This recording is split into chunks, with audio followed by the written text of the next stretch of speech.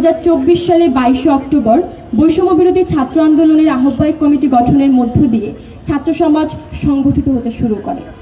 পরবর্তীতে 21 নভেম্বর গঠিত হয় কেন্দ্রীয় নির্বাহী কমিটি, যা আন্দোলনকে কাঠামোগতভাবে সামনের দিকে এগিয়ে নেওয়ার জন্য দায়িত্ব গ্রহণ করে।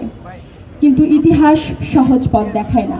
2025 সালের 28 ফেব্রুয়ারি শীর্ষ নেতৃত্ব রাজনৈতিক দলে যোগদানের সিদ্ধান্ত নিলে বৈষম্যবিরোধীদের এই ছাত্র আন্দোলন পড়ে যায় নেতৃত্বহীনতার এক দীর্ঘস্থাবরতায়। এই শূন্যতা ভেঙে সংগ্রামকে নতুন দিশা দিতে 2025 সালের 25 জুন অনুষ্ঠিত হয় বৈষম্য বিরোধী ছাত্র আন্দোলনের প্রথম জাতীয় কাউন্সিল।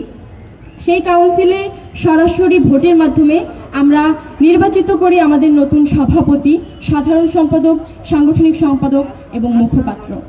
আজকের এই অনুষ্ঠান শুধু একটি আনুষ্ঠানিকতা নয়, আজকে আমরা এই নবনির্বাচিত নেতৃত্ব শপথ নিচ্ছি যে লড়াই শুরু হয়েছে রক্তে এবং তা শেষ হবে ন্যায্যে।